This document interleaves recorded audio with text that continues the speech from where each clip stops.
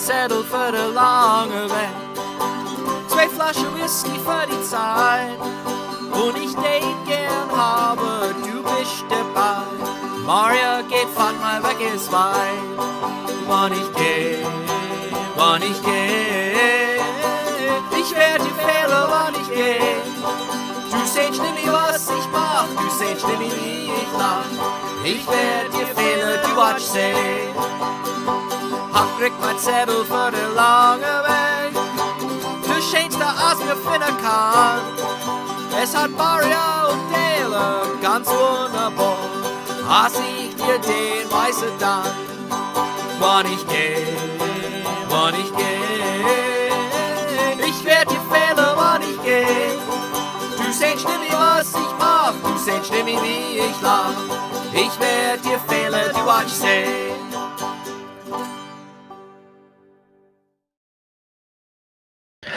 Well, good Abend, liebe Leute, good evening, dear friends, and welcome back to another edition of PA Dutch Live. It is September 2024. Ay. If this is your first time joining us, welcome, as we say in Pennsylvania Dutch. Welcome to the show. If this is the 25th time you're joining us, I'm going to say the same darn thing. Welcome to you too. I'm so glad that you took some time out of your busy schedules to join us here live. And if you're watching this at some point in the future, because all these shows do get archived on the YouTube channel, well, I'm still going to say welcome anyway, whenever it is that you're actually watching this episode. If this is your first time watching, I always ask, no matter if you're joining us on the YouTube channel or if you're joining us on the Facebook page, we no longer can be on X because you need a premium subscription to do that. And I'm not giving Elon Musk my money. So we're going to leave it at that. But if you are joining us on the YouTube channel or if you're joining us on the Facebook page, please, in the comment section, tell me where you're joining us from. I love to give shout outs to people that are watching, and we can see where everybody is, all over the world. Sometimes we get people from across the ocean, across the country, all over the place that are joining us. So let's give some people are already, man, stuff's coming into the feed already. Seth, our good friend Seth Moak, he joins us every month. Gute Abend, Doug. Good evening, Doug, my friend, und Ali Eppa, and everybody else. Ich bin so froh, mit dir zu sein noch einmal. I'm so happy to be with you all once again. Well, Seth, ich bin auch froh, als du dabei bist, as we'd say in Pennsylvania Dutch. I'm really happy that you're with us as well. Derek Keller is joining us. Gute Dog von Plainfield Township, Northampton County.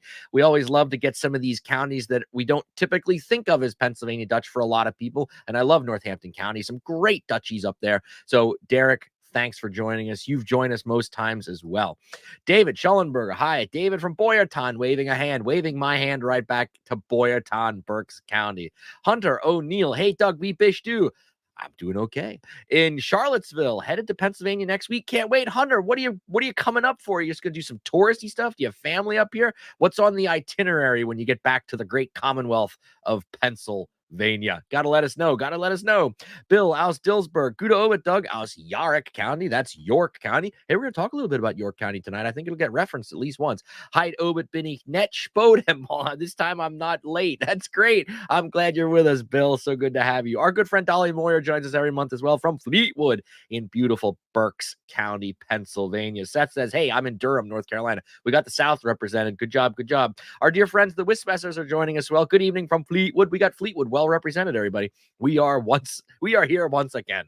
It would have been better if you just said we're here again once. Rachel, come on, put your Pennsylvania Dutch English in play next month. Lenora Holt joins us, and she says, joining from Lakeland, Florida, we got the great state of Florida joining us. And our good friend Norman Young, he joins us every month from across the ocean, staying up after midnight. He says, Gute Maria, good morning, Steinbach, that's the name he's from, blah, blah, blah. Norman, thanks for joining us. I appreciate that you stay up. And stay up way past your bedtime and join us every month. Hunter is saying, why is he coming to Pennsylvania? Because he's playing piano music at retirement homes. What a wonderful thing. Thank you, Hunter, for doing that. Sightseeing, visiting good friends, and enjoying the slower pace of life. Well, I don't know how much slower Pennsylvania is, but if you can make it slower, that's great. Enjoy your time. And thank you for playing music in retirement homes. That's great. I'll just tell one quick side story. As many of you know, I have a lot of friends in Germany, particularly in the region where we come from, that part of the Pfalz, the Palatinate. And, the Germans follow American news a lot closer than we follow German news, that's for sure. And one of my friends I knew is he's big into politics and a politics junkie. So I texted him this morning. I said, well, did you watch the debate, that happened last night? And he said, yeah, I stayed up till 3 a.m. because that's when it would have came on in Germany and watched it. That's dedication, I'll tell you what. So shout out to all those Germans over there that are closely following this crazy presidential election that we're going through right here in the United States.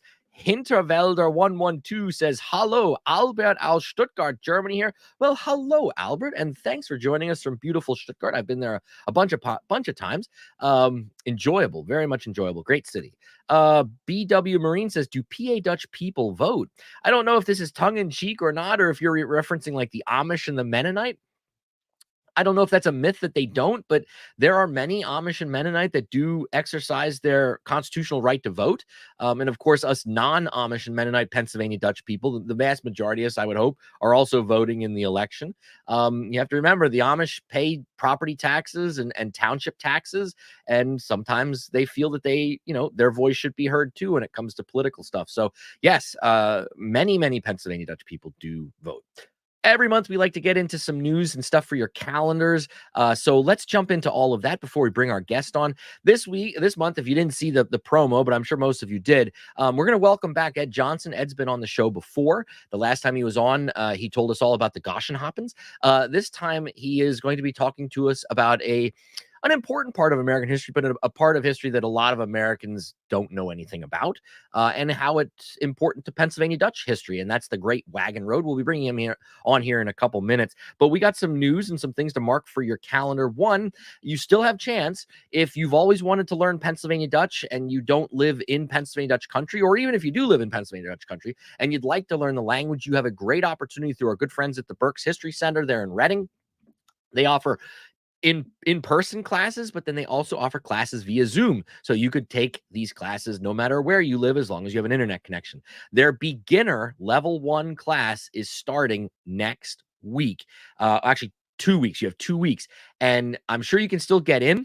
The classes, all the information is on the Berks History Center's website, or if you follow them on social media, Facebook, etc. They've been posting about it. It's there is a cost if you're a member, $90. If you're not, it's $175. I know personally the teachers that are teaching these classes. I've talked to many people that took these classes in the past. It's nothing but good reviews. So if you've always wanted to learn Pennsylvania Dutch and you think I don't have a chance, here's your chance. So check out the Berks History Center and all of the great things that they do there. But more importantly, their Pennsylvania Dutch classes, which are about to start here really, really soon. Our good friends at the Renfrew Museum and Park, where we featured them on one of our previous episodes. Their director, Becky Labar, reached out to me today and said, hey, Doug, could you give us a shout out for our upcoming event this week? And I said, absolutely. Their 9th annual Oktoberfest fundraiser event is Saturday. So if you wanted to drive into west central Pennsylvania, southwest central Pennsylvania, I highly recommend a trip out to Renfrew. You can see all their information there. It is this Saturday from 12 to 4. There's going to be a silent auction, happy hour specials, a family-friendly celebration of history and the harvest. You can learn more at renfrewmuseum.org/Oktoberfest. Please, if you're in that area or you're up for a good ride out over the Susquehanna and out into southwestern central Pennsylvania, please check them out. Another thing for your calendar, it's fall, so it's fall festival season. I got a bunch of them to announce. Our good friends at the Pennsylvania German Cultural Heritage Center at Kutztown University will be having their annual Heimatfest, and that'll be taking place 2 Saturdays from now, Saturday, September the 21st, 2024. This is a free event, free admission, free parking. It's Heimatfest, literally translates into home festival, the celebration of the harvest, homecoming.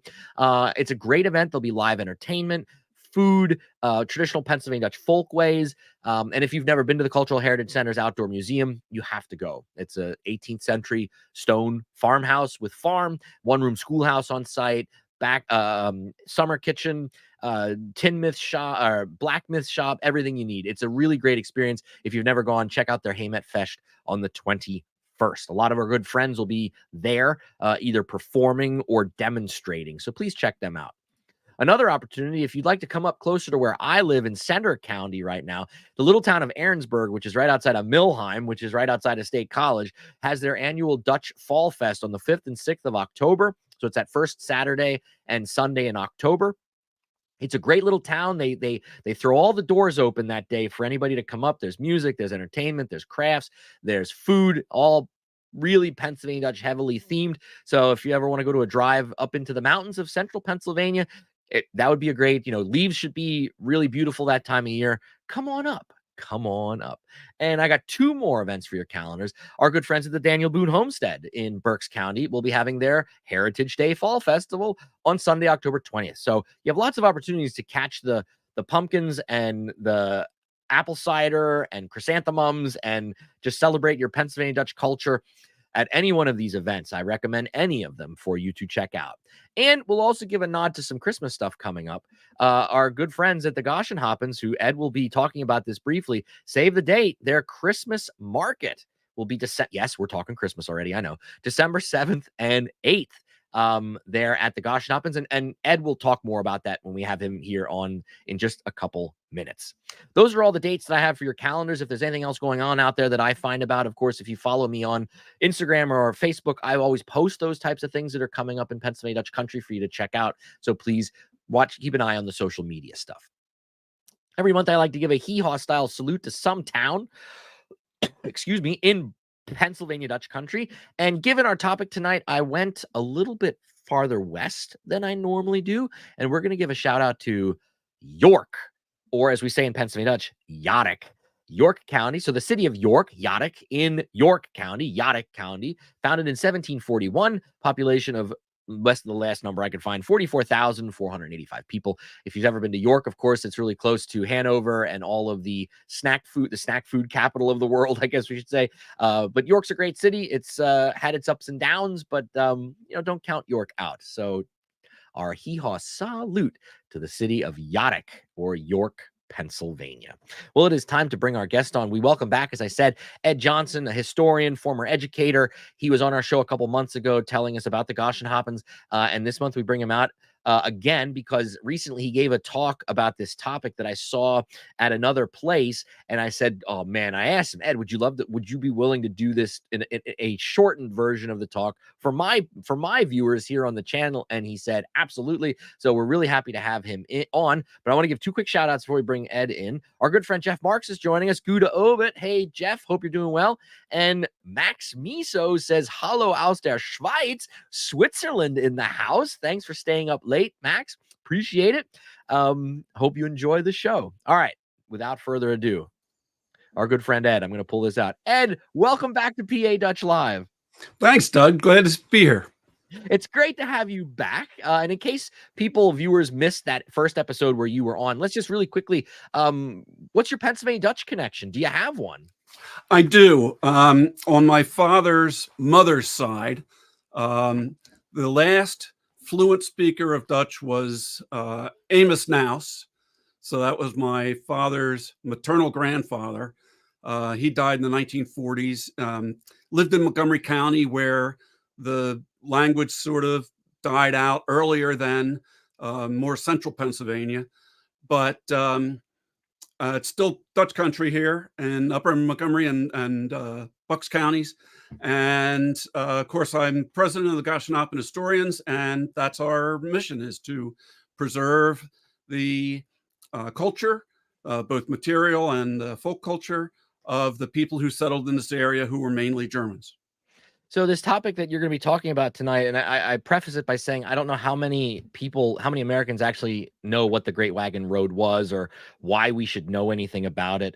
And that's your job tonight, to kind of make us say, oh, that's a really cool story, and I'm glad I know a little bit more about it, because maybe it affected some of our family members at some point back in history. But why was this a topic that interests you to put a presentation together about? Well, my interest in history is extremely broad, and I've been I wouldn't exactly say a collector of old books, but you can see behind me. I was in a bookstore in Rebersburg, and saw this book, The Great Wagon Road, and I thought, what's that about? So I bought it, and that's what started it. And from there, I read about the Conestoga wagon, and I read about, lots of different topics that were related to it, but that's what started it. And that book was part of the, there was a series called the American Trail series. And that includes the Wilderness Trail and the Devil's Backbone and lots of other trails. So it's a very fascinating story about an old road.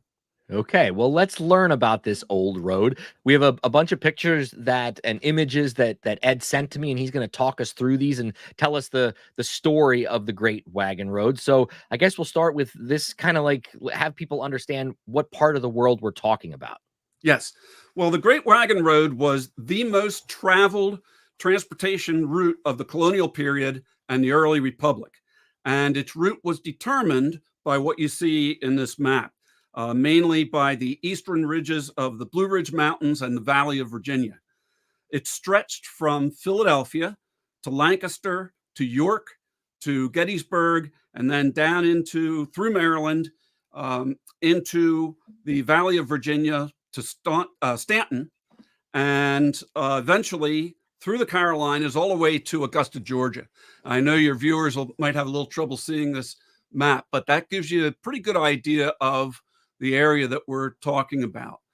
So what time period are we talking about? When was this road laid out? When was it created? Well, it started out as Indian trails that were used for trade and for warfare, and animal trails.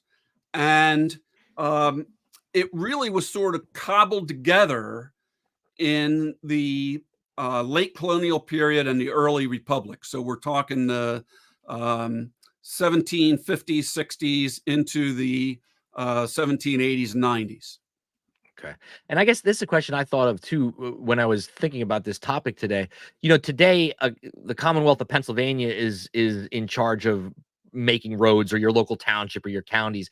But this was a road that went across colony borders. And I mean, who paid for it? Do you happen to know that question? Like, who built it? Like, were there companies that invested or anything like that? The part that I know the most about in that regard is the part from Philadelphia to Lancaster. Okay. And that was a private investment company that applied to the state legislature for a charter and then built that road. And so people, they issued stock that people could buy and invest in it. Now, the rest of the way down through, all the way down to Georgia, I really didn't see a whole lot about how that was paid for. Now, that stretch from Philadelphia to Lancaster, was that then a toll road? Did people have to pay to use it? It was. Okay. It was, yes. Okay.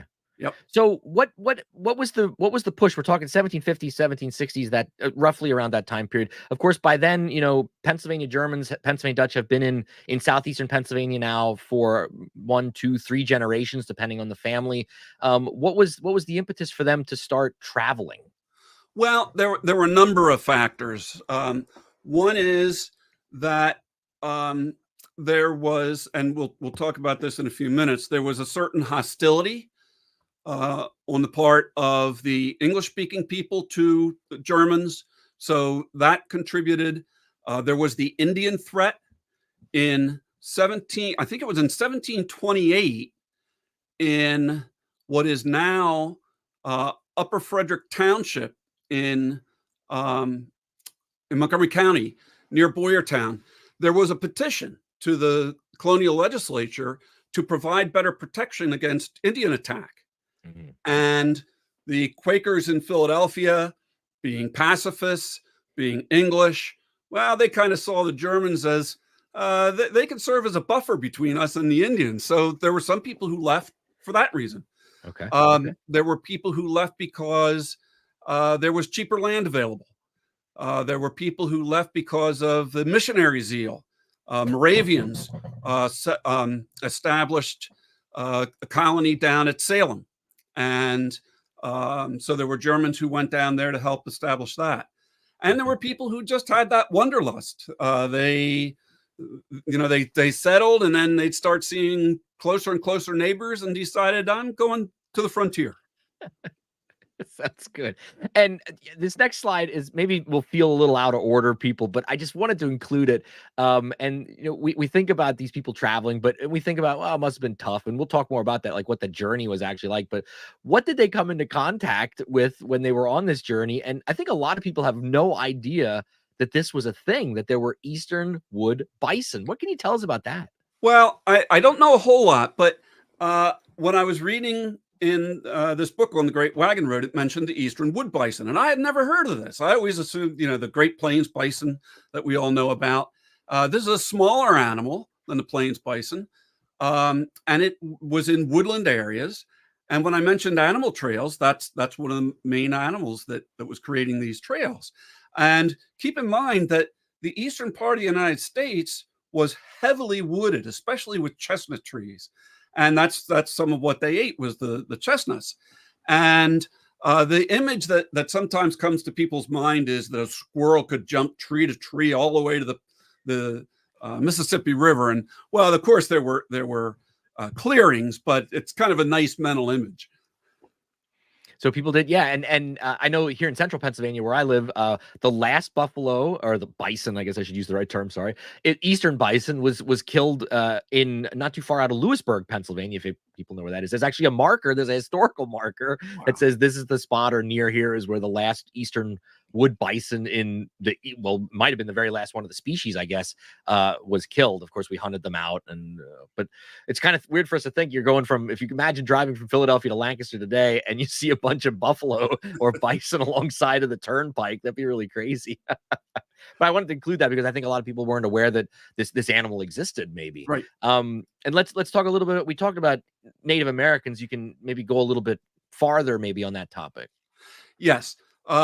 The Iroquois Confederacy now they were farther north in New York, but they used a trail that was called the Great Warrior Path or the Great Warrior Trail, both for trade and for warfare. And for a long time, and I just want to make sure I get my information straight, but there was a great threat to settlement. And now here's the Treaty of Albany. This is Albany, New York, 1722, recognized the Blue Ridge Mountains as the demarcation between the 5 nations and the Virginia colony. Well, in the 1730s, white settlers start crossing over that. And the Indians complained, and they were told that, well, this line was to prevent the Indians from coming east, not from whites going west. Well, that's not how the Indians saw that. So skirmishing, it threatened total war. And eventually, there was a meeting at Lancaster in 1744, and the 6 nations agreed that they would sell all their remaining claim to the Shenandoah Valley, and so that finally brought peace to the region and opened that territory up too. I guess. Yeah. Okay. We talked a little bit about how these Germans were in Philadelphia, and this is we kind of talked a little bit about this, but I want to go a little bit in depth too here on these 2 points. But maybe some of us out there watching the show tonight have heard of Francis Daniel Pastorius. But if you'd like to for those that don't know who Pastorius was, of course, and give us a little bit of background on him and how he also kind of fits into this story. Yes. Pastorius came to Pennsylvania in 1683. So this is right after Penn got the charter for the colony. And he was an educator, a lawyer, and a poet. He arrived in Philadelphia from the Duchy of Franconia. And his first residence was actually a cave dug into the bank of the Delaware River. And apparently he wasn't the only one. And on a behalf of a group of Mennonites and Pietists and Quakers, he negotiated the purchase of 15,000 acres from William Penn and founded Germantown. Now, at that time, Germantown was a separate community several miles north and west of Philadelphia. Now, of course, Germantown is a community within the city. So a couple of years later, the Edict of Nantes was revoked, and that removed protections for Calvinists in France. And with that religious persecution picking up, that's when a flood of Germans started coming into Pennsylvania. And Pastorius had already kind of like laid out a place for them to a certain extent for those first couple coming. Yes, and many landed at Philadelphia and then went on to Germantown and settled there, and then on to other areas. Yeah. And we already kind of talked about this, but there was some resentment towards us, and a lot of people do realize. I've heard the story of Benjamin Franklin, but maybe James Logan is a name that people don't know. But even if you don't know about Ben Franklin's feelings towards us Pennsylvania Dutch, go ahead, Ed, tell us a little bit about that. Good. Well, James Logan was colonial secretary to William Penn, and I have a quote here, so excuse my trying to get his Quaker language into it. We have many thousands of foreigners, most Palatines, so-called, already in ye country, of whom near 1,500 came in this last summer. Many of them are a surly people, divers papists among them, and ye men generally well armed. And Franklin in 1751 wrote, "Why should the Palatine boors be suffered to swarm into our settlement, and by herding together establish their language and manners to the exclusion of ours? Why should Pennsylvania, founded by the English, become a colony of aliens, who will shortly be so numerous as to Germanize us, instead of our Anglicifying them, and will never adopt our language or customs any more than they can acquire our complexion?" Now, Franklin famously, to his credit, came around in his view. He came to see the Germans as extremely industrious people, excellent farmers. And then, of course, when the revolution came, they were very loyal to the cause of independence, most of them, not all. Yeah. But they were mostly very loyal to the cause and helped to supply Washington's army with both soldiers and supplies. So Yeah. Franklin really did change his view. Yeah, but I mean, I think we all too often forget what our ancestors endured. I mean, we're talking about this road and some of them that made these arduous journeys. And of course, I think we often do play down just getting on that boat at first over in Europe and deciding I'm going to do this and all that they've gone through. And then they get here and then they run into people like Mr. Logan and Mr. Franklin, Yep. and I'm sure neighbors that also would have chastised them or chided them in the street, maybe. So I think we all too often forget that our people went through all this stuff at some point in our history, right? Right. And it's good to acknowledge it. It's absolutely good to acknowledge it. It is. And Pennsylvania was very welcoming, but not all Pennsylvanians were very welcoming. That's a great way of putting it. That is a great way of putting it. That is a great way of putting it. All right, let's talk travel now, and let's talk about this road. Okay. I found a book up in Maine when I was up there visiting my daughter a few years ago on the Conestoga wagon. And the Conestoga wagon is really a very interesting story. And if you can see on this image, notice that there are 3 teams of horses. All right, so there's 6 horses, and there's somebody sitting on the horse closest to the wagon. That's where the wagoner, as they called them before they were called teamsters, that's where he controlled the team. You know, we have this idea of them sitting on a seat on the wagon. Well, that's not how this was done. And these wagons were very large. They were able to carry a tremendous amount of freight, and they were developed in the Conestoga area in Pennsylvania.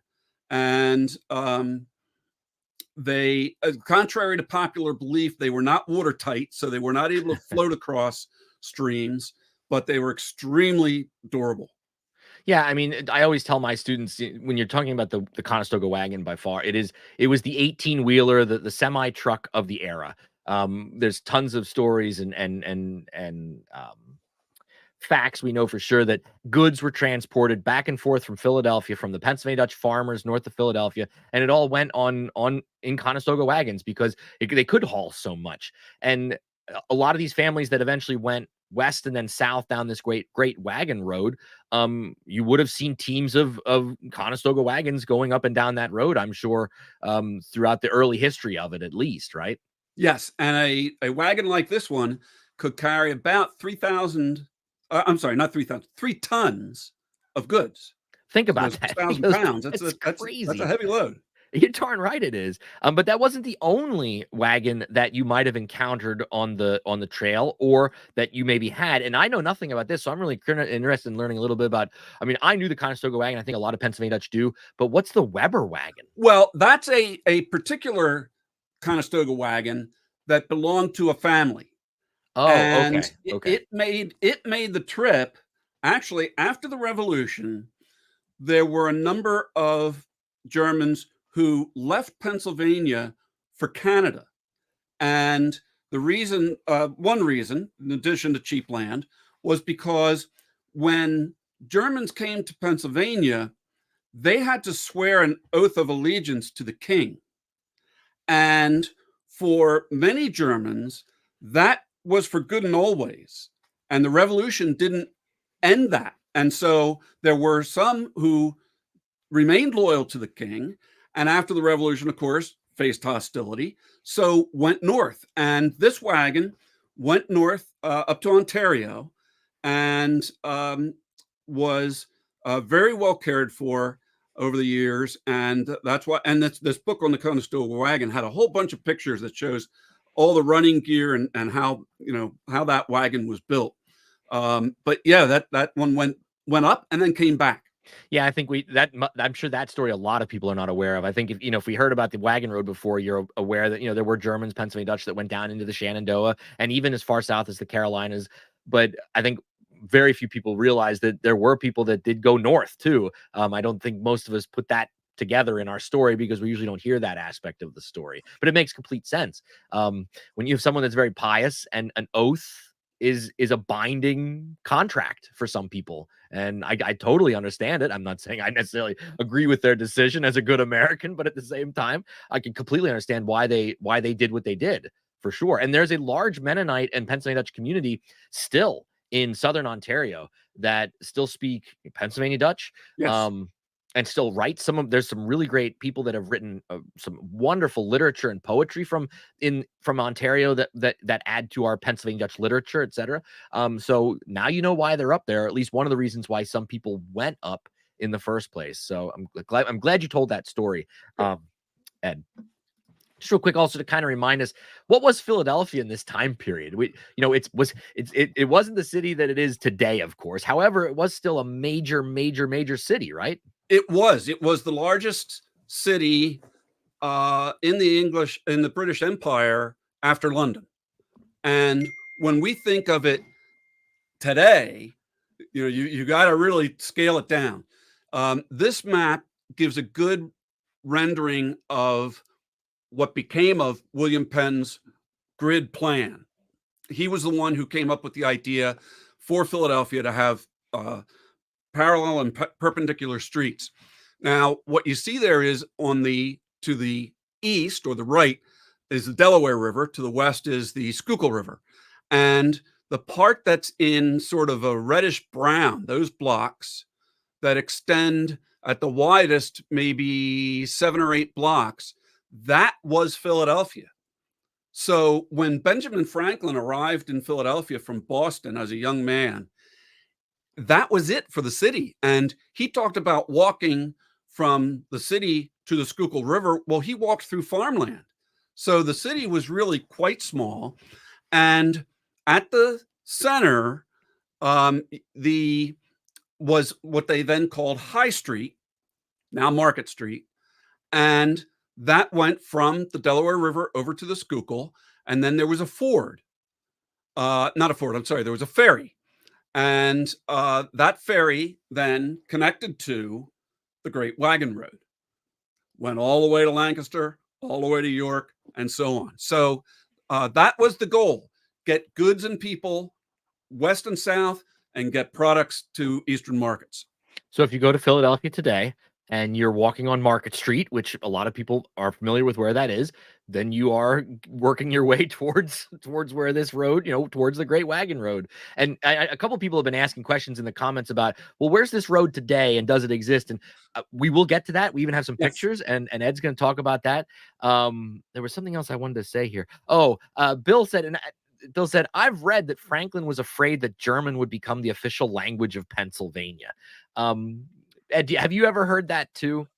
Well, he sort of referred to it in that quote that there were so many Germans coming that his concern was that they would not want to learn English. Well, the fact is that most of them did, but I don't know that there was ever a serious proposal to make German the official language, but there were those who were afraid that it might there absolutely were people in power that were threatened, because we also have to remember that there was a well-established German language printing press and printing scene in Philadelphia from the beginning on. Christopher Sauer, Germantown, and they were, Franklin, of course, had his press, but even Franklin's press was doing German language materials because there was that much of a demand. Some of Ephrata's books were published by Franklin in German in Philadelphia by Franklin. So, he was well aware that the German language was strong and there were German language newspapers, of course, and other publications.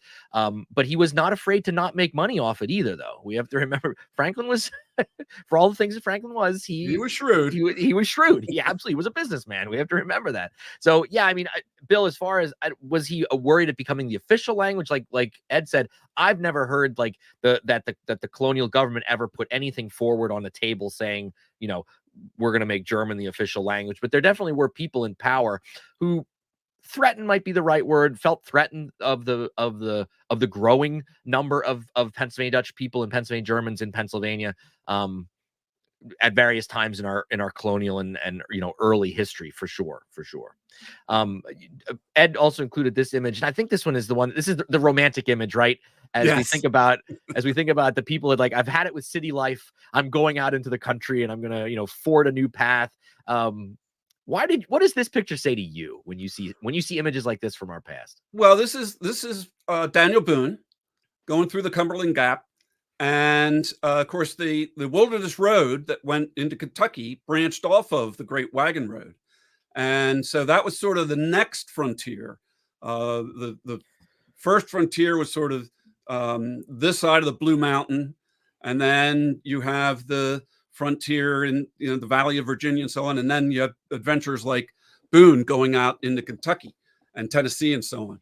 So and it is a romanticized image, but it can also tell us something about the people who were going out there. Yeah, it takes. I think about, I don't know how many people actually made the initial journey over by boat and then got here, maybe spent a little bit of time in Philadelphia and then decided I'm going again on another arduous journey into unknown territory, into complete wilderness in a lot of these places. Like, what does that say about these people's spirits, their like what kind of personality? That's what I often think about. Like, what kind of person does it take to do the things that these people did? It's incredible. It's incredible. Absolutely. And, I think, and notice that in this image, most of the people are walking. Yeah. And most of the people walked the whole way. The wagons were mainly for carrying the goods. So the people, they're mostly walking. Yeah. Crazy to think about. Yep. Absolutely crazy to think about. You also included this picture, and we can talk a little bit about this too. It wasn't PennDOT making this road, however. If I can, just before we get to that. Okay, yeah, sure. That talks a little bit about, I'll talk a little bit about the construction, but the need for that. Okay. Keep in mind that the early roads were nothing but people walking on the earth, the wagons. So they were rocky. There were stumps in the middle of the road. There was stones. They were in the spring. They were practically impassable. And here is from a petition in 1730. Not having the conveniency of any navigable river for bringing the province of produce of laborers to Philadelphia, they are obliged to a great expense to transport them by land carriage, which burden becomes heavier through the want of suitable roads for carriages to pass. And it goes on, trying to get the legislature in 1730 to do something about the roads. And here is so it's in our nature as Pennsylvanians to complain about road construction. It is. The road just down the hill from me is just now getting its first macadam surface in 25 years. It's been oil and chipped, but 25 years. Anyway, Elizabeth Drinker was from Philadelphia. She went from Philadelphia to Lancaster, and here's something she wrote in her journal. In our journey today, we found the road so bad that we walked part of ye way, now she was Quaker, and climbed 3 fences to get clear of ye mud. On another day, she wrote, this day we forded 3 large rivers, the Conestoga ye last, which came into ye carriage and wet our feet and frightened more than one of us. Another diarist wrote, left Lancaster in good spirits, but alas, a sad accident had like to have turned our mirth into mourning. For W, he doesn't give the name of the driver, careless and being happily engaged with a lady he had the pleasure of riding with, and not mindful enough of his charge, drove against a large stump which stood in the way, by which the chair was overturned and the lady thrown out a considerable distance, but happily received no hurt. So the roads were just absolutely abysmal. And then finally in 1792, getting to how this was paid for and so on, a charter was issued by the state of Pennsylvania for a road to run from the west side of the Schuylkill River opposite the city of Philadelphia, so as to pass over the bridge on Brandywine Creek near Downingtown, from thence to Whitmer's Bridge on the Conestoga Creek, and thence to the east end of King Street, where the buildings cease in the borough of Lancaster. So then we see this image, and this building method that they used was ancient. And what they did, first they made parallel furrows along the line of the road, and after removing all the loose earth between these bounds, having reached the hard earth, they then filled in the trench with fine earth well packed to make it firm. Small square stones were carefully laid on this foundation, and usually fresh mortar was poured over them. Upon this, small broken stone mixed with lime was thrown in. Then came another stratum consisting of broken stone, lime, chalk, gravel, and broken tile, all mixed with clay. These 4 layers only formed the foundation for the roadway, which was the final layer. This consisted of larger cut stones, sometimes as large as flagstones, and usually the size of granite paving blocks. Sometimes the roadway itself was composed of a mixture of gravel and lime.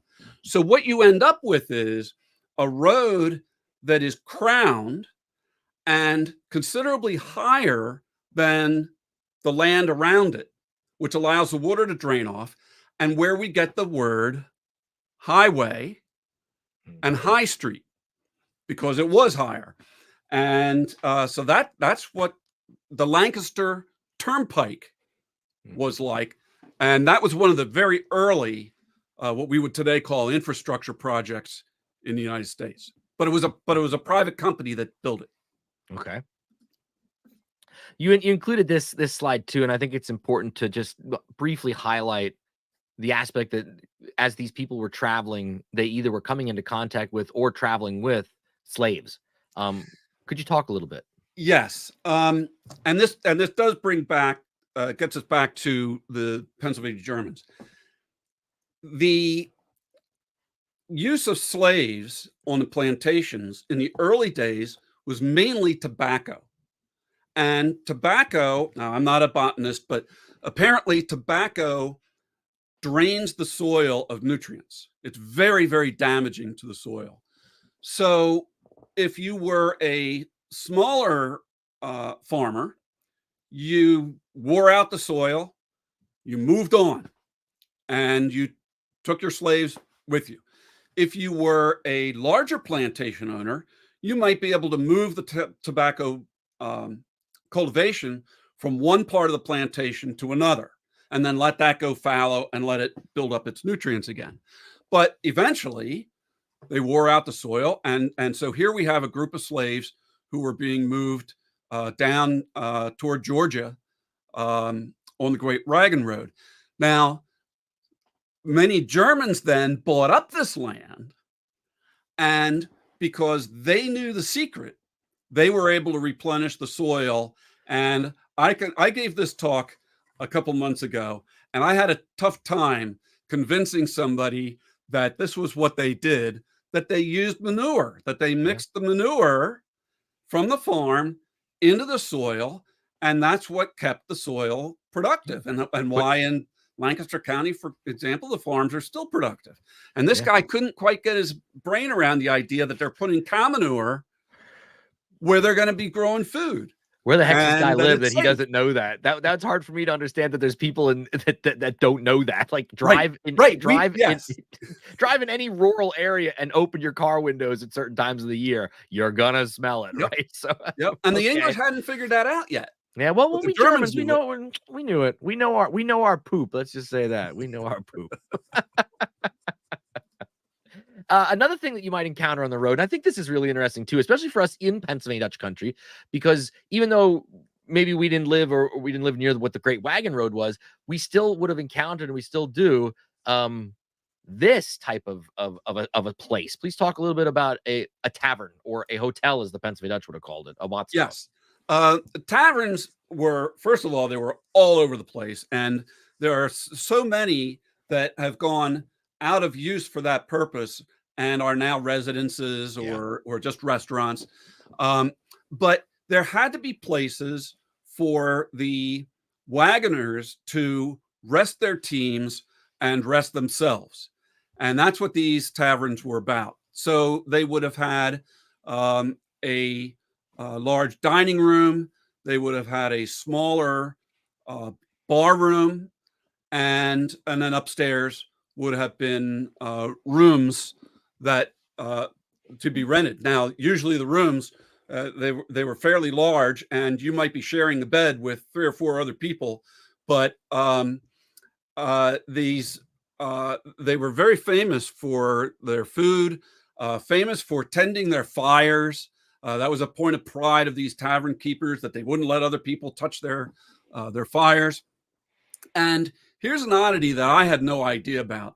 Apparently, they kept very often the actual bar was behind a grate, and that was locked. But when the people came in to be served, the tavern keeper would put bottles out, and it was for the free use of the customers. And I mean free, not just to drink freely, but to drink free of charge. And they weren't out to make money selling liquor. They were out to make money providing lodging and food. That's where the money came for these. I never heard that. Okay. Yeah. It's very interesting. And go ahead, Ed. Sorry. So they were, depending on the terrain, they were sometimes very close to each other. I live near a ridge that is parallel to, if you're working south from the Blue Mountain, the next one, major one, is South Mountain, that goes past Allentown and Bethlehem. And then coming down this way is Landis Ridge. And at the bottom of Landis Ridge, at one spot on Allentown Road, is the Rising Sun Inn. And that was an inn going back to the 1800s. And at the top of the hill was another one, because, you work those horses getting up that hill. Now you've got to rest the horses and rest the wagoner. Yeah, and as Ed said, all over, I speak personally from Berks County, where I grew up, a lot of these inns still exist, these hotels. Some of them are still restaurants. A lot of them are now private residences. But growing up where I did, we often went out. If we went out to eat, we would go to the Virginville Hotel, or we'd go to Hague's in Charlottesville. And it was these old traditional wayside inns that were stops for travelers and, going way back. And of course, no one thought about it when you're sitting there eating, but think about, what these buildings could, if they could talk, like all the stories that would have come of, and, as people were enjoying their time and camaraderie there inside of these places. And of course, with free alcohol, I'm sure there were a lot of stories that were being told. Oh yeah. And another thing that was just standard practice. Typically, the front door opened into the tap room, and that was the realm of the men. The side door or end door would have opened into the dining room. And if ladies were going, that's where the ladies did not go into the tap room. And that was well into the 20th century that was still common practice. In fact, it was still common practice at Stanley's in Reading into the 1960s. Yeah. Well, eventually horses and wagons get replaced, right? Talk just briefly about how technology changes all of this. Yes. Well, first, of course, were canals. And that's another whole story. You could get a whole presentation just on canals.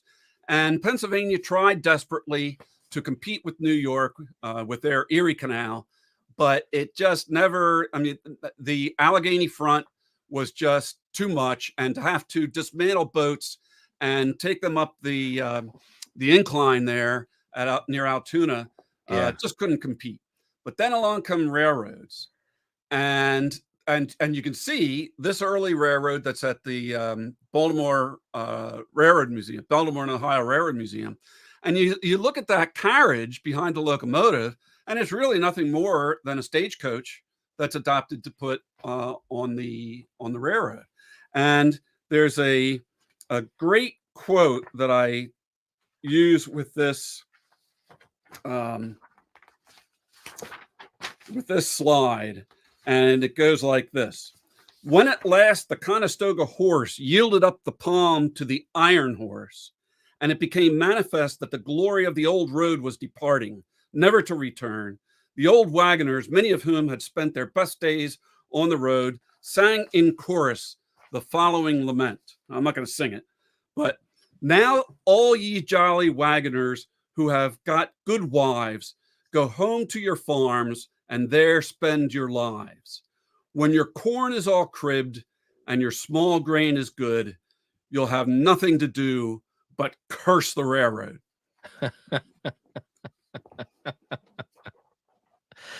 Yeah.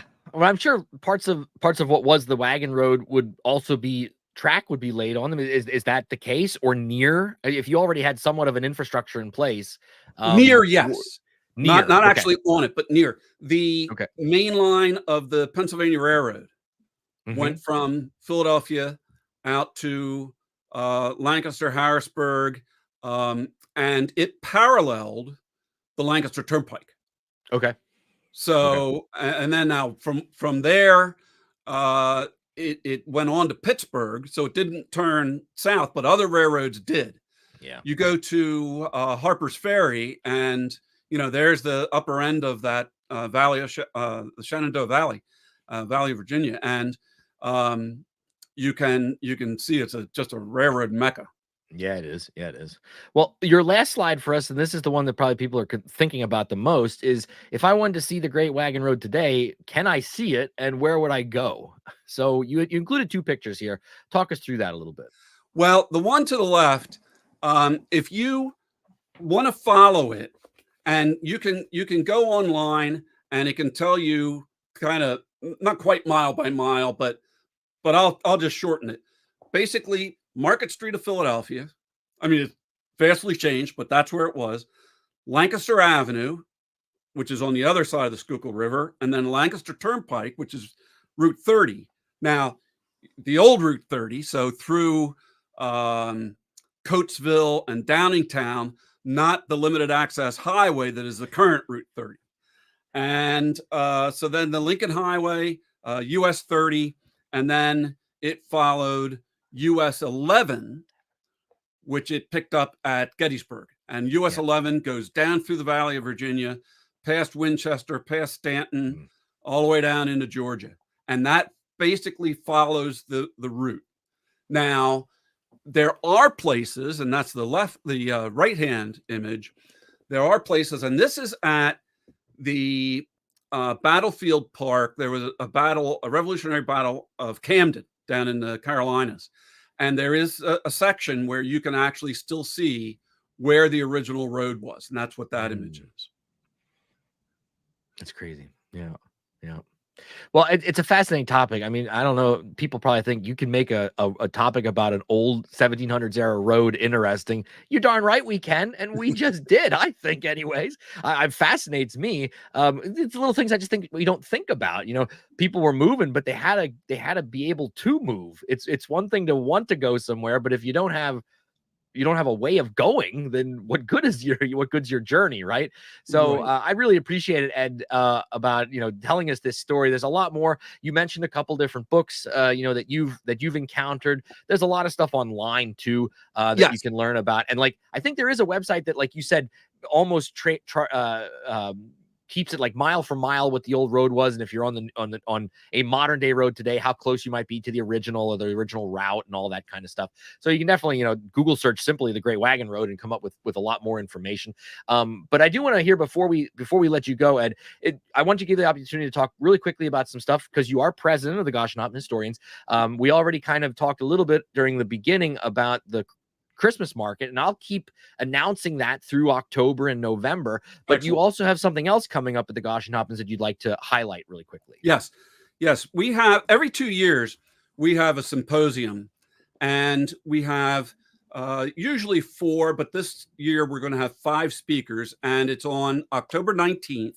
It's a full day event, and we do have monthly programs, but this one is sort of a step up and a little bit more scholarly. We get people who come in who've done a lot of research on various topics. Now, in the past, we had a couple of symposiums that were on tradesmen. So not tradesmen so much as the trades, like the blacksmith and the tinsmith and the potter and the weaver and so on. So it's sort of a general overview of those trades. This time it's called Craftsmen and Their Crafts, Supplying Germanic Southeastern Pennsylvania, 1750 to 1950. So this one is going to be on specific craftsmen. So Lisa Minardi is going to speak on Pennsylvania German furniture makers, 2 in particular from Philadelphia. Rich Wagner is going to speak on the Morris and Perrott breweries in Philadelphia. Susan Bacchus is going to talk about David Rittenhouse. And yes, Rittenhouse Square is named for him, but he was a clockmaker. He was a scientist. He was a surveyor. He was an inventor. And Mark Loudon, who teaches out at the University of Wisconsin at Madison and wrote a wonderful book on the Pennsylvania Dutch language, is going to speak on Enos Benner. Enos Benner lived in Sumneytown, which is about 4 miles from where I live. And you mentioned earlier about German language newspapers. He published, starting in the 1840s, a German language newspaper. He was an author of some textbooks, a book publisher and bookbinder, really interesting character. And the last topic is going to be the stalls of Stalls Pottery in Powder Valley, which is up toward Emmaus. And so it's going to be on these specific craftspeople. And what's the date of that symposium? That's October 19th. And so about a month away. Go to our website, you can register there. And like I said, it's a full day event. The cost is $45, and that includes a lunch, and it'll be a fun day. Awesome. I'll post that too on my social media feeds for anyone that's interested. The Goshenhoppens do great work. Great work. If you missed their festival this year, I don't know better. Next year, you better get there because it is top notch. It absolutely top notch. Ed, thank you for sharing your vast knowledge. I mean, the first time I had you on, I said, I got to have you back. And we made that come true tonight. And I'm sure at some point in the future, if there's a topic that's itching at you and you'd like to talk to us again, we'll gladly have you on the show again, my friend. Well, I'll set the stage for a possibility. Yes. I have one on the Freeze Rebellion. A lot of people don't know about the Freeze Rebellion. It was an early tax rebellion, and the Pennsylvania German story figures very prominently in it. 100%. Yep. And that might be a good one. All right, we'll talk. You and I will talk about Sounds good. possibilities in the future. Thanks so much, Ed. Wish you best of luck with everything with the Gosh and Hobbs going on, and I'll keep plugging your stuff for you. Just keep sending it to me, and I'll keep plugging it for you guys. Thank you very much. It's a pleasure, Doug. Take care, Ed. What a wonder. Isn't it great when you have somebody that knows what they're talking about? It's wonderful. That was a great presentation. I learned some stuff, and I'm a big history fan, and I knew about the Great Wagon Road. Maybe some of you did too, but just little things I learned tonight, like that these hotels were handing out free liquor. Boy, oh boy, could you imagine if we started doing that today? Woof.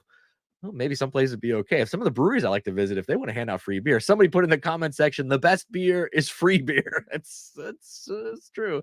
Every month I like to bring you something in the Pennsylvania Dutch language, and we are running late here, a little long, but that's okay. We got to do this one because I love this one.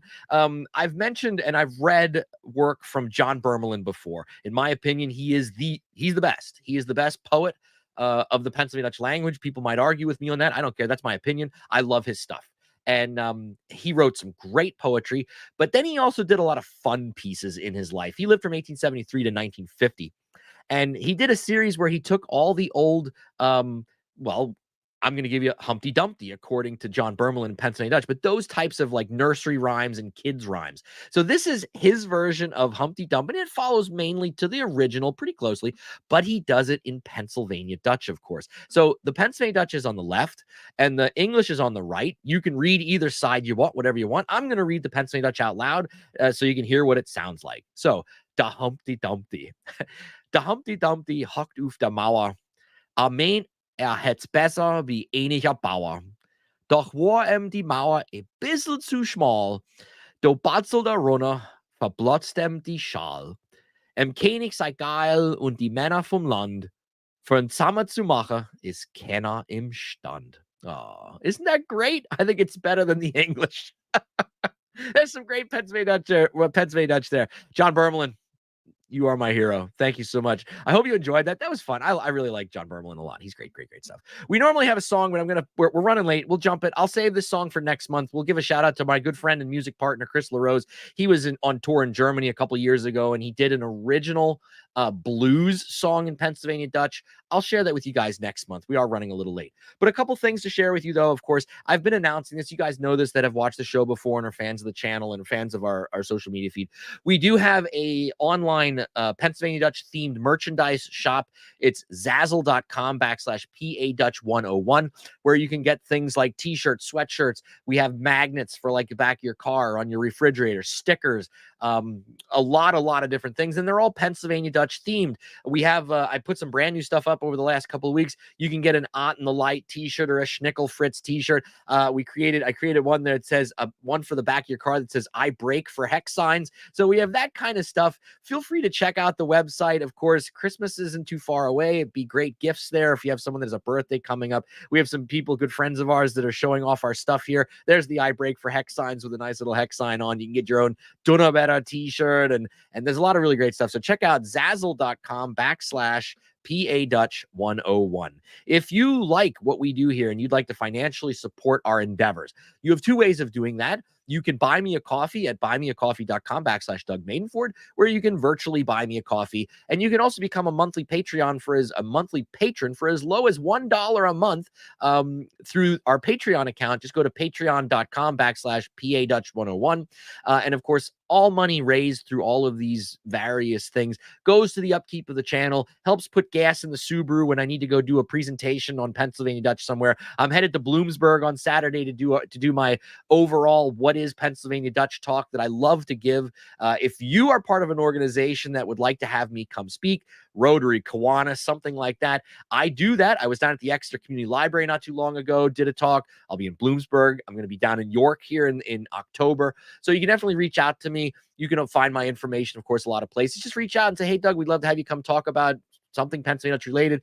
I can do a presentation on who are the Pennsylvania Dutch. I can do a presentation on Pennsylvania Dutch Christmas traditions, Pennsylvania Dutch folk music, lots of different things that we can give, that I can provide for your organization if you need a talk. So just reach out to me, of course, check the website. But I appreciate all of the funding and support that we've gotten over the years. I'd like to give a shout out to some people that have recently donated: Dave Smith, Alan Moyer, Seth Moak, Norman Young, Brigitte Weinsteiger, Scott Vanek, Glenn Ritter, David Hunsiger, Dolly Moyer, Gary Johansson, Gail Spilsbury, Bill Nace, Susan Thomas, Tanya, Big Z2, M. Seiler, and Lenore Holt.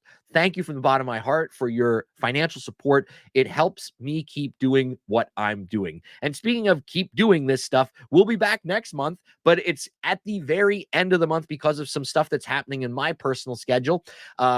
I'm a high school German teacher. Most of you know that. And every 2 years, I have a group of teenagers from our partner school in Germany come visit us for 10 days. And we haven't been able to do this since COVID, and we're back at it. And in middle of October, I'm going to have 18 German high school students coming to my school, living with my students for 10 days. I'll be hosting the 2 German teachers that travel with them at my house. And it's just a fun-filled time of 10 days of Americans and German kids getting to know each other, experiencing each other's culture. And then in June of 2025, I'll be headed over there with my kids so that they get to experience Germany and live with a German family for 10 days. So that takes out most of October for me.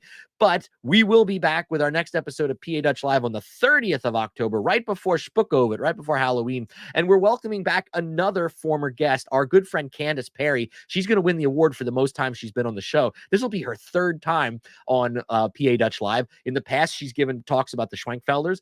Most recently, she was on for a show about Pennsylvania Dutch in Broadway shows. Maybe you remember that episode. It was a great episode. This is another talk that she does that I can't wait to have her on. She titles it Eat Yourself Full. So we're going to be talking about Pennsylvania Dutch food culture, something that for all of us is very close to our hearts and our arteries and our stomachs, all that good stuff. So mark your calendars. We'll be back here with our next episode of PA Dutch Live on Wednesday, October the 30th at 6 p.m. I can't wait to be with all of you. Again, thank you so much for all of you that take out time of your busy schedules to join us here live. And if you're watching the show after it went live, thanks for watching the show. Check out, follow along on Instagram, social, Facebook, our website. Just always search PA Dutch 101. That'll take you to where you need to get to. My contact information if you'd like to reach out, all that good stuff. And until next month, dear friends, as I say always, I hope that you have a great rest of September. I hope October is good for you. I hope that the leaves turn really pretty this year, which I'm sure they will. And as we always say when we leave any situation in Pennsylvania Dutch, I say to all of you, bleib gesund, stay healthy, and mach's gut. Mach's gut zu dir, mach's gut zu dir, mach's gut zu dir for now. Unsere Zeit ist all und so es ist, mach's gut for now. Hoff wieder mit dir zu sein. Hoff, du bringst zurück ein Freund. Mach's gut zu dir, mach's gut zu dir, mach's gut zu dir for now. Unsere Zeit ist all und so es ist, mach's gut for now.